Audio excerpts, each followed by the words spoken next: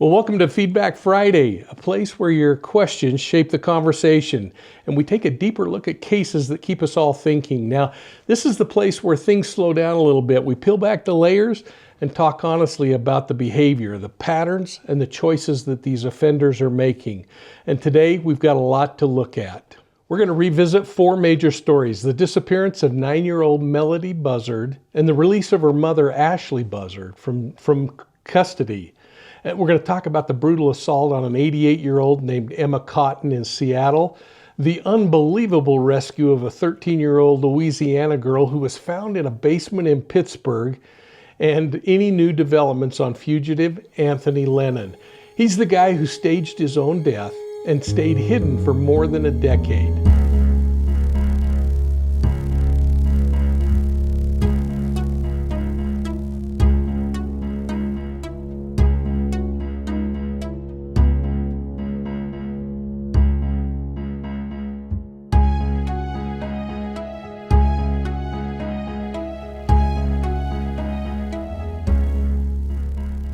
Well, welcome to Feedback Friday, everybody. We're here on Profiling Evil, and I want to thank you so much for being with me today. Now, if you haven't done this already, take a moment, hit that like and subscribe button. It really does help our channel grow, and please make sure that you've got notifications turned on so that you never miss a True Crime Tuesday or a Feedback Friday. Frankly, any of our deep dives as we release them throughout the week. Now, I'm going to be honest with you, because after that first True Crime Tuesday, I expected a few more comments and a few more questions than we got. But the ones that did come in, I think they're rich with character. They tell me that you're thinking about these cases in the same way that investigators do, and I think that's pretty dang cool. In fact, it's exactly the kind of community that I want around Profiling Evil. But before we jump into today's cases, I want to just take a moment and thank all of you who have reached out to me during my week-long stay in the hospital. Now, I don't talk much about health things, and I don't plan on starting so now, but I do want you to know how much your messages meant to me. I'll give you a little bit. I'm dealing with an issue that has to do with the facial nerve on my face. I'm working closely with doctors who are helping me get to the bottom of things. I'm really optimistic, I'm moving forward, and your kindness genuinely made my week a whole lot easier. So thank you from the bottom of my heart. Your support means a whole lot more than you might know. Now, let's start off with a question that I received from Heidi about Warren Jeffs. We didn't discuss it on Tuesday, but she sent the question, and it really intrigued me, and I wanted to answer. Warren Jeffs, as you remember, is the convicted child predator and former fundamental FLDS leader. Now, in her message, Heidi wrote, quote, "In your opinion, does he, Warren Jeffs, really believe he's doing the Lord's work? Or is he just evil or mentally unbalanced?" Close quote. Well, Heidi, I think it's a question that law enforcement, psychologists, and perhaps even theologians are wrestling with. And that's probably what makes Warren Jeffs so dangerous, in my opinion. Now, what I can tell you from a behavioral standpoint, after years of working with cults and cult leaders, coercive control groups, predatory leaders, I can tell you this: Warren Jeffs sits at the intersection of belief, power, and pathology. This guy didn't just wake up one day and decide that he was going to harm children. Number one, we got to keep in mind that he grew up in a closed religious structure, a structure that taught him that he was somehow chosen, anointed, entitled to absolute obedience. And over time, he fused that belief into his own desires, his own ego, his own passions, predatory in fact, and his own hunger for control. You see, leaders like Warren Jeffs often start out by maybe believing their own doctrine, but as they gain more power, something shifts inside. The doctrine becomes a tool. It becomes the will of God, their God. It becomes a club that they swing at anybody who questions them. And the further they drift from accountability, the more their behavior reveals what's really underneath. This exploitation, entitlement, total disregard for the people that they initially claimed to protect. So the question of, does he believe that he's doing his God's work? He's got to, I think. Because if he doesn't believe it, he's got to accept the fact that he's a pedophilic predator. That belief justifies anything that he wants to do, including his crimes that have destroyed families, harmed children, and continues to put him in a position of control, even from his prison cell. So the other piece of this question is he mentally unbalanced? And I'm going to leave that for the experts, but I want to share my personal feeling that what Warren Jeffs did was in fact evil. He used faith as a weapon. He used children as currency. And he demanded obedience as the chains that held his followers in place. Now, whether he believes his own script or not didn't change the outcome. When predators like him believe that their abuse is righteous, there's no internal brake system. There's no remorse. There's no reconsideration. They seem to wrap their crimes in religious language to make themselves untouchable. And that, frankly, is why Warren Jeffs remains a massive threat, even as he sits behind bars. So thanks for that question, Heidi. I really appreciate it. And now I want to switch to a major update in the case surrounding the missing 9-year-old child, Melodee Buzzard. I think you've been watching this one. I think it's catching a lot of attention. And to get things started, I wanted to first phone a friend. I called Nate Eaton, the news director for East Idaho News. You know, I've had the privilege of knowing Nate for a number of years, and I immediately thought of him and actually Lieutenant Ray Hermosillo from the Rexburg Police Department. I thought about them when this Buzzard case landed in the news. Well, folks, I'm here with Nate Eaton, the news director for East Idaho News, and I am so grateful for Nate taking a moment out of his busy schedule to jump on and help on this Feedback Friday session where we're talking about a couple of cases. Primarily, Nate, I wanted to ask you some questions about the Melodee Buzzard case, which is out, and I want to ask it knowing that you have covered some of the most complex, emotionally charged child cases that I know of. I mean, I think of just the Daybell case alone. And I wondered, as you saw the Melodee Buzzard case starting to unfold and the way in which Ashlee's responding to law enforcement, if you had any kind of flashbacks to those early days when you were trying to get any kind of comment out of Lori Vallow at the time, or Chad Daybell later, or Lori Daybell, and kind of what your thoughts are around the Melodee Buzzard case. So many thoughts, Mike. You think about the similarities between the two cases. You have a missing child. In Lori and Chad's case, it was 2 missing kids.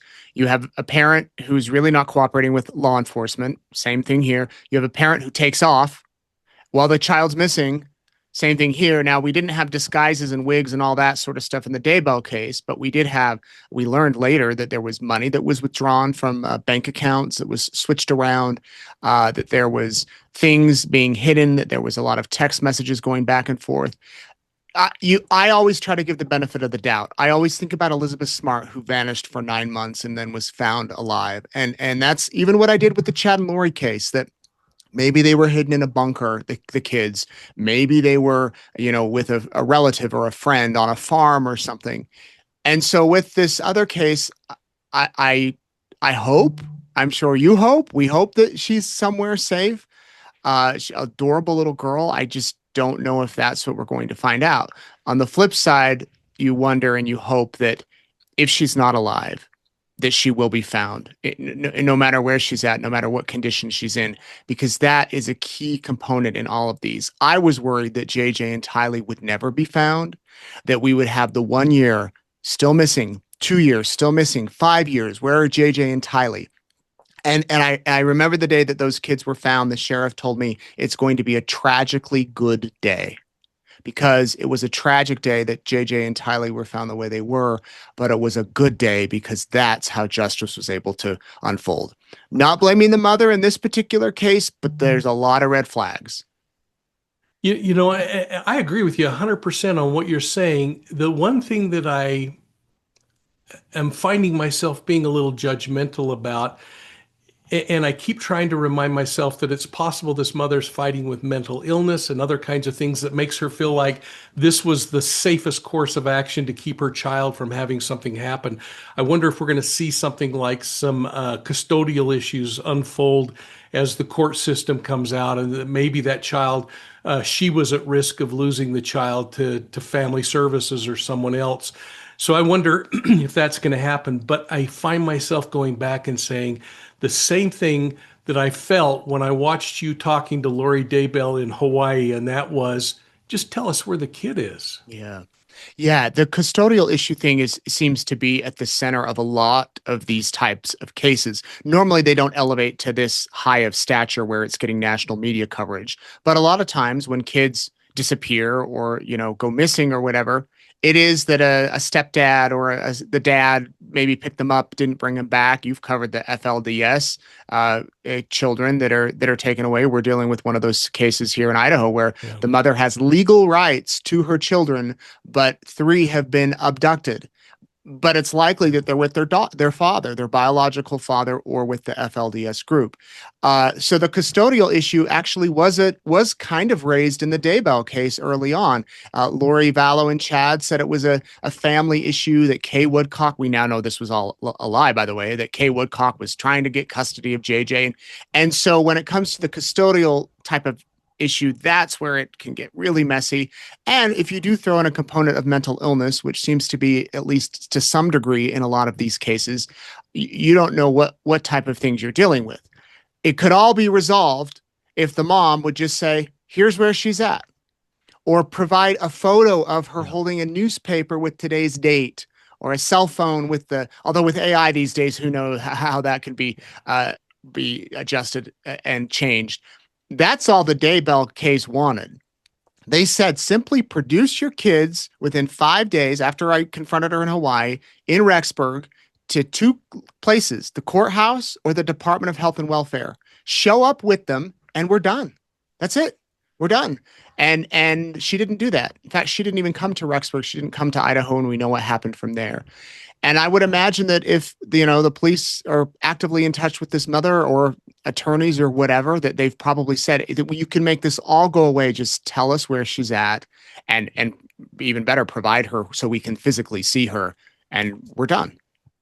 I agree, Nate. And you and I have to get back on for a number of reasons. And I'd love to follow up more on this particular topic and this kind of dynamic. I know you've got a busy schedule, and I can't thank you enough, not only for your friendship, Nate, but for your professionalism. Thanks a lot. Oh, thank you, Mike. Good seeing you. Let's talk soon. Well, Ashlee Buzzard, Melodee's mother, has been released from custody after her arraignment. And I want to walk through what this actually means and what it doesn't, because Ashlee was in jail on a felony false imprisonment charge. It's an incident that's completely unrelated, at least on paper, to her daughter's disappearance. Now, a local paralegal named Tyler reportedly went to Ashlee's house in Vandenberg Village to help with what he believed was a missing person investigation. Once he got inside, though, he said that Ashlee wouldn't let him leave. And he said that she was even threatening him with a box cutter. Now, law enforcement believed that story. They believed it enough to book Ashlee on a serious felony charge. The prosecution also agreed, and those charges were read in court. And while all of this was happening, I want you to remember that this is the same woman who was seen on surveillance with her daughter in a rental car business in Lampoke. And that was back on October 7th. And both of them, the mother and the daughter, appeared to be wearing wigs. And this really troubled me. I wanted to talk to Lieutenant Hermosillo about this. A couple of days later, they were picked up on camera again near the Utah-Colorado border. And then the trail started getting thin. But authorities believe that white Chevy Malibu rental car went as far east as Nebraska, Kansas, and then made it through Utah, Arizona, and Nevada, all during this multi-state odyssey. It doesn't appear like Ashlee was on vacation, especially when investigators revealed that Ashlee was also swapping license plates and taking back roads, returning without the child in her custody. Melodee is missing, and that is a ton of behavior. So now we're going to fast forward to the hearing this week, where Ashlee walked into court with her hands crossed, soft-spokenly, barely addresses the judge by saying good morning. Now, her lawyer argues that she has no criminal history and that she's not a flight risk, but the prosecution rightly pushed back hard, in fact, bringing up the box cutter. That's a serious weapon. It brought up the wigs, the license plate swaps, and most importantly, they argued that Ashlee returned without her daughter Melodee, and she won't tell police where the child is. And despite all that, the judge ordered that Ashlee Buzzard be released with an ankle bracelet, GPS monitoring, along with a caution to stay away from Brewer. The judge also ordered her to stay away from firearms. And Buzzard's next court date was set, and those false imprisonment charges are going to slowly grind forward. But the missing child investigation continues to move forward as well. And that's what we're really interested in, is finding out if Melodee is safe. Now, people in the courtroom were not happy. The prosecution wasn't happy. I suspect the investigators weren't happy, and Melodee's paternal grandmother was certainly unhappy, as they described her as being devastated. She told reporters that she doesn't even recognize Ashlee's personality anymore. You know, when close family associates to a defendant start saying things like, that's not the same person I knew, or that's not the way they've acted in their lifetime, those are giant red flags. Doesn't prove a thing in court, but it suggests a long slope of changing beliefs, increasing stressors, maybe grievances that have been building up under the surface before we ever got to the point that wigs and license plates seemed to make sense to Ashlee Buzzard. So where does all this leave the investigation into Melodee's disappearance? Well, law enforcement is still calling this an active, multi-agency investigation. Now, they don't believe that Melodee ever returned home. They note that their last confirmed sighting was on that Utah-Colorado border, and that was on October 9th. And for those of you who have heard the rumors that are floating around that she's dropped off somewhere in Utah, well, it certainly raises questions, because all of us would like to imagine there's a kind stranger out there that's quietly taking care of Melodee. But as of right now, there's no confirmed handoff, no named caregiver, no verified witnesses. And that leaves us asking, where on earth is Melodee Buzzard? Is she safe? Was there an accident somewhere along the line? Or did something criminal occur? You know, as a former cop, I can tell you this. The combination of wigs, of altered plates, of multi-state travel, and of course that total silence after the fact isn't the profile of a panicked mother, someone who got lost along the way. It's the profile of somebody who's anticipating contact with law enforcement or others, and they're taking steps to reduce detection. Now, it doesn't make her guilty of harming her child, but it absolutely shapes how investigators should be prioritizing leads. And in fact, again, I told you I kept thinking about Lieutenant Ray Hermosillo of the Rexburg Police Department. I want to bring in Lieutenant Hermosillo to talk to him. Remember, he was the case agent in the Daybell case, and I really trust his judgment. And one thing, folks, I couldn't help but think about Lieutenant Ray Hermosillo as I thought about this particular case with Melodee Buzzard. And so I reached out to Ray late last night, and I asked him if he'd take a minute and jump on with us to talk about this. I really felt like his commentary would be more valuable to you than many things that I have to say. And he very kindly moved his schedule around. So Lieutenant Hermosillo, thank you so much for joining today. Absolutely. Thanks, Mike, for having me. Well, this Melodee Buzzard case has really got me a little bit troubled, and I wanted to just run a couple of things past you and get your thoughts in regard to what you were feeling when it popped up. And I don't know of many people that have more intrinsic experience in a case like this than you've got, having dealt with the Daybell case. And I wanted to cover a couple of things. Number one, first, when you look at emerging cases like this, what kind of things are going through your mind, and what were some of the comparisons you found yourself making in regard to the Daybell case with JJ and Tylee as this one started unfolding and you were watching it in the news? Mike, it was eerily similar. You have this missing girl and mom isn't cooperating, and it's over state lines, and you don't know where she's at. So they've got a long road ahead, and it's gonna end up being a complex case, right? I mean, there's so many variables that could have happened from the time she left to the time mom came home. So much ground to cover, right? So many different agencies are going to have to be a part of this. So communication is going to be key, I think, in this case between different agencies. So you have mom who isn't cooperating. She leaves with a different license plate, comes back with a different license plate.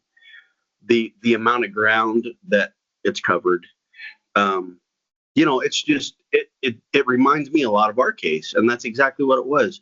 We were trying to play catch up. We were behind the 8 ball already going into that case, months behind. So luckily these guys aren't too far behind as far as trying to play catch up, and there could be video surveillance. With our case, it was never any of that because it had already pre-recorded over itself. So we had zero surveillance from anything dealing with the kids. But I think the biggest thing, Mike, is going to be the communication between the different agencies. Yeah. I was, when you mentioned some of the CCTV stuff, I was really frustrated when Ring changed, and I'm going to call out Ring, when they changed their policy and quit giving information to law enforcement without you having to go out and canvass neighborhoods and other things. I know that I'd worked with a real-time crime center where we'd actually made that a part of the real-time crime center, and then that was just cut off. I mean, this adds a ton of information and a ton of work for an investigator like you, but the fact that there is so much digital evidence out there today versus when you started your job, and when I had started my job, we didn't have it at all. What are your thoughts in that regard? Well, I think that's going to be key is cell phone data, cell phone towers, location data. I mean, if they can get that stuff and kind of tail and track where she's been, it may make their jobs a little bit easier. But like you said, these guys are going to have to get out, knock on doors, see if they can find ring cams, see if there's surveillance in different grocery stores. I mean, hopefully they're able to kind of trail her through these CCTV cameras or through Google warrants or warrants for her cell phone. I mean, like you said, the amount of information now, digital evidence, it's going to be there hopefully. And that was a key part in our case too. And you never know what's important until it's important, right? So you've got to get out there and gather all this information. And there's going to be a lot of information these guys need to get, but you never know where that little nugget is. It's going to help solve the case. That really made me have a flashback. I remember copying old search warrants and trying to write a new search warrant and having to go see a judge. And, in a homicide case for me, when I was an investigator, you might do 7 or 8 investigative subpoenas or warrants. But you guys now, I mean, how many warrants and investigative subpoenas did you have to do, for instance, like in the Daybell case? Probably easily over 100. Yeah, that just blows my mind, Ray. Yeah, but that's a good thing too, right? I mean, we know that the potential for evidence is there in those electronic devices or GPS on the car. there's all sorts of different things that you could look at. The investigators are going to look at that hopefully that, even though it is a lot of work, it could be that piece of evidence that solves the case. Yeah. Yeah. And I guess the good news here is that, and I think back to you, and I mean, I purposely stayed a long ways away from you until that case was adjudicated and everyone was found guilty. And we've had some great talks since then. But I guess the good news for the public is to know that law enforcement knows a whole lot more than they think they know.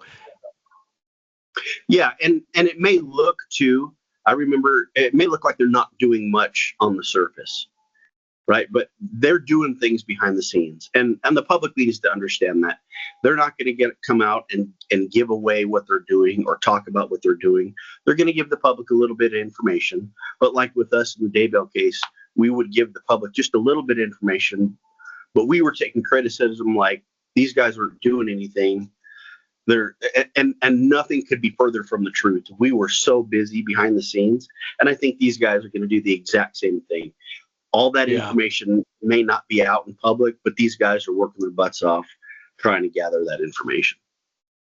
Well, LT, I know you have a busy day and that you've made some room for me, and thank you so much. But I'm going to just leave with one thought and one more question for you. And I'm not chucking you under the bus here. I remember when I was going through profiling training, my mentor, an FBI profiler named Greg Cooper, said to me once, the secret in investigation is to not predefine in your mind what happens. And you think about the old saying by Sherlock Holmes, if it's a capital mistake to theorize before you have data, because you end up twisting all the facts to try to fit your theory rather than letting the facts unfold. But he said something I'll never forget, and maybe you could put this on your wall later. It's that he who is good with a hammer thinks everything is a nail. And what he backed that up with is that just because one case was handled and had this result doesn't mean another is going to be exactly the same kind of case. That we have to, as investigators, continually start at ground zero and let the facts unfold. What are your thoughts there? No, I completely agree. I mean, you've got to follow the evidence, right? If the evidence is there, it's going to be there. You can't come up with the theories in your head because, like you said, it's going to take you in different directions. And it's super easy to go down rabbit holes. I remember doing that with the Daybell case. There's so many different avenues that you could go down, but you have to focus, follow the evidence, and hopefully that leads you to where you want to be. Wow. Lieutenant Ray Hermosillo, Rexburg Police Department, thank you, my friend. I appreciate your professionalism. I appreciate your personality, by the way. And thanks for the late night phone calls. It's always fun to text and chat. Absolutely. Thanks, Mike, for having me. Have a great day. Thanks. Well, thanks, Ray. What a great guy. And now let's pivot from the missing child case and talk about you and your reactions, because this is Feedback Friday, and you did send in some questions, even though there were fewer than I'd hoped for on the first run. So please make sure you're emailing me at profilingevil@gmail.com, or you're putting your question on your phone and sending it to me in the link down below. But the first note that I want to acknowledge is a note from Lori, who said, quote, "Great video, Mike. I know I'm going to love this weekly series as much as I like Twisted Tales." Well, Lori, thank you, because I love Twisted Tales too. It allows us to go into historical cases and look at some of the weird corners of crime history. But True Crime Tuesday is something entirely different. It's meant to sit right on top of whatever's breaking in the news that week and to say, hey, everybody, how are you responding emotionally? It's a way to look at the behavior, the geography of these crimes, and the investigative pieces of these criminal cases that somehow can teach us something. So if you're enjoying this, help me shape it. And I've got some interviews coming up that I think you're going to really like. In fact, we're going to try to shake things up a little bit so that it remains interesting. In fact, we're going to show cases kind of like the case of 88-year-old Emma Cotton in Seattle. So Leslie, thanks for that great question, because you asked a question about Emma and the fact that she was outside of her home in that neighborhood on October 13th when a man attacked her, drug her into a garage, and then brutally assaulted her. Now, when he couldn't get a ring off of her finger, he bit her entire finger off, fleeing with both the ring and the digit. Now, Leslie wrote in and essentially said, "Hey, Mike, who is this guy? Is he a local or is he just passing through? Is this desperation or is it arrogance? Is it about money or is he a repeat offender?" She wants to know whether this victim was targeted or random. Holy cow, Leslie, these are a bunch of questions. Was he watching her?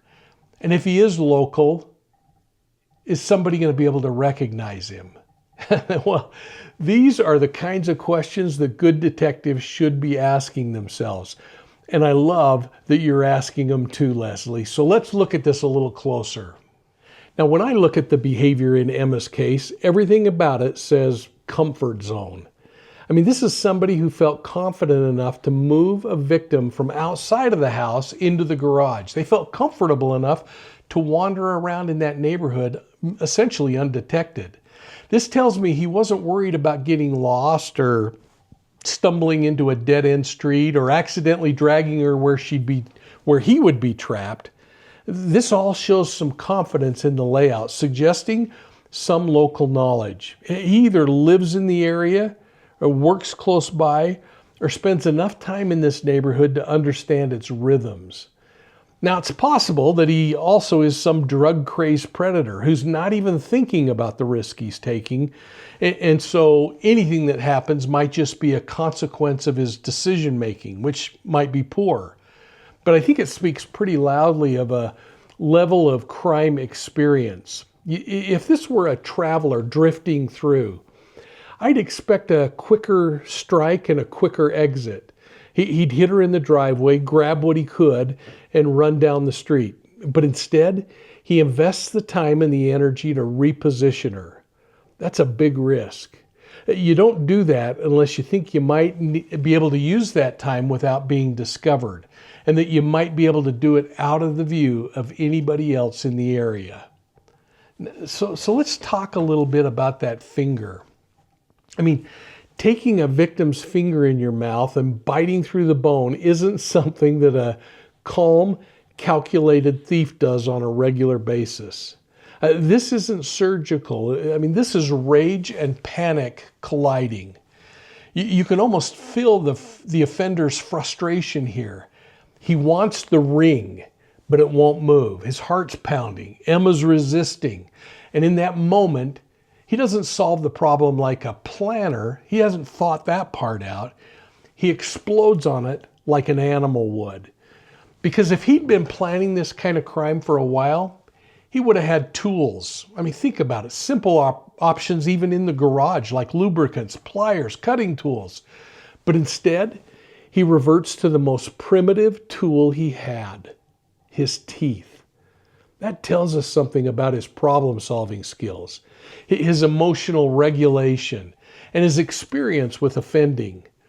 To me, this looks less like a professional burglar or a robber and more like a person whose anger and desperation outran his ability to think clearly. So was this purely about money? Well, on the surface, probably. I mean, he leaves with the ring and likely he intends to pawn it and get rid of it quickly, maybe through some street level fencing. But violence this extreme doesn't happen in a vacuum. So if you're a person that's willing to do this to an elderly woman for a little piece of jewelry, odds are that this isn't his first act of violence.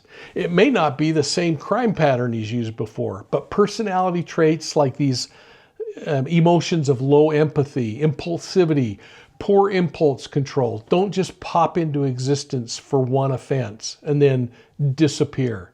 He's been doing this for some time. So Leslie, when you asked about the targeting or the random nature of his crime, I find myself thinking of Emma as a target of opportunity. I don't think this criminal had been following Emma for weeks. I suspect he saw an opening, an elderly woman alone outside of her home. And then in a moment when visibility was limited, he moved quickly.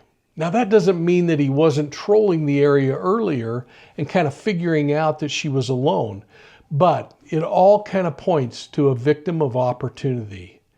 And Leslie, you were absolutely right about the concern that he might have had about Emma making noise or the assault catching somebody's attention. I mean, this is precisely why he's dragging her into the garage. It buys him time and it provides a sense of concealment. The walls of the garage would muffle sound. The closed door would break line of sight from areas around the house. And the chaos of the struggle, when it's moved indoors, happens where neighbors are less likely to see what's going on. Now, in regard to the question of whether somebody's going to recognize this guy from the images released to the public, I think there's a good possibility of that because these kinds of offenders rarely float anonymously and they usually wear the same clothes. So somebody close to him is probably going to notice something was off around the time that happened. Maybe he came home rattled. Maybe he was covered in blood or unusually quiet. Maybe he suddenly had an expensive ring that he couldn't explain. Or maybe he just showed up with some facial injuries from the struggle, perhaps dental pain from the bite. So Leslie, I want to thank you for that great question. And since we're on the theme of people stepping forward, I want to circle back to a 13-year-old girl who was rescued from a basement in Pittsburgh. Now, she went missing from Louisiana, where she was groomed online, and she was moved more than 1,000 miles from her home to a basement where she was abused and imprisoned and stuffed in a box covered by a sheet. Her assailant has been arrested. Allegedly, it's 26-year-old Keyshawn Crumedy. What a great name. Now, he's being held without bail in Pennsylvania, and he's facing charges that include human trafficking, sexual assault, and other related offenses. Authorities have also arrested another couple of adults in other states. And this is the reality of human trafficking cases. There's rarely a lone wolf that's operating in a vacuum. It's more a chain of opportunistic situations that are all taking their slice of the pie. And what jumped out to me in this case is something that I think a lot of parents and grandparents need to hear. Because this case didn't just start in a basement. It started in a chat room. It started with flattery, promises. Hey, I understand you better than your parents do. All this classic love bombing and fantasy building was working. And the offender's first victory wasn't getting the child onto a bus. It was getting them to emotionally defect from their real support system, if in fact this child had one.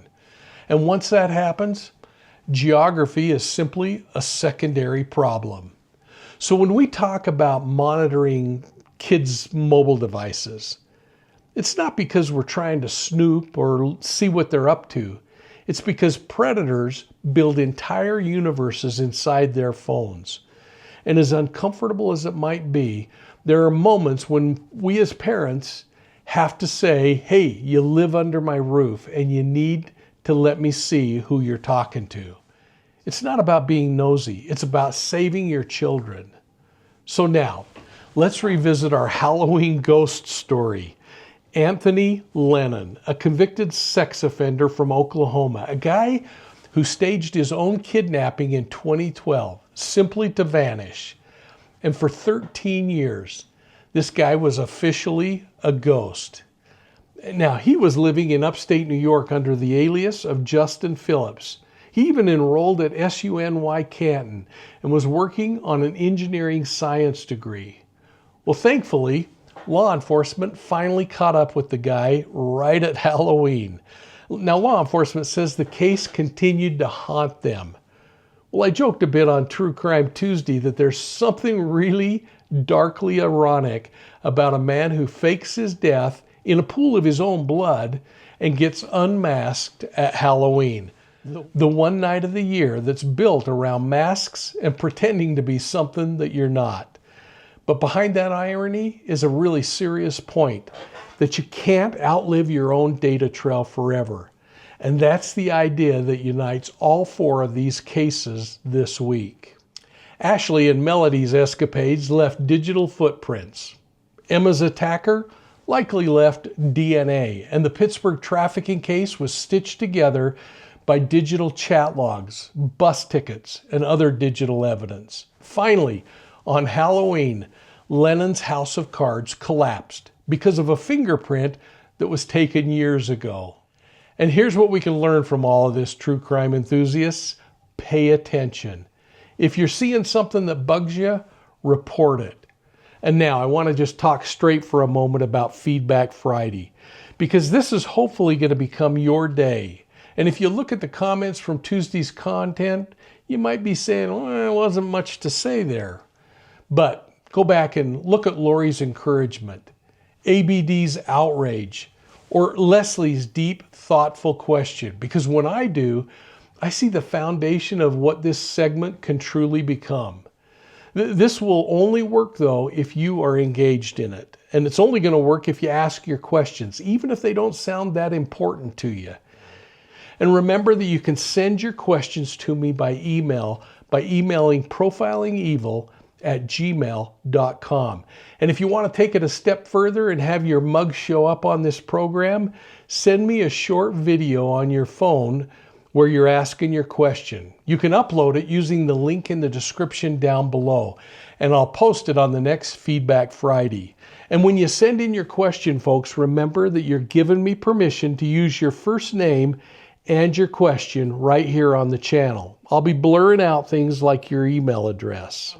In the meantime, if you got something out of this, please hit the like and subscribe button and ring the bell so that you never miss True Crime Tuesday or Feedback Friday on Profiling Evil. And remember that you can find more resources and my books, including Wolves in Sheep's Clothing, at profilingevil.com. And while you're there, sign up for the BOLO, our digital newsletter. That way you'll keep on top of things. And I'm not going to sell your information to anybody. It'll stay right here at Profiling Evil. And don't miss updates on our new projects like Gardens of Evil, a podcast that launches February 3rd with our new partner, Gamut Podcast Network. And watch for my new 4-part documentary, Outback Murder Highway, airing later this year.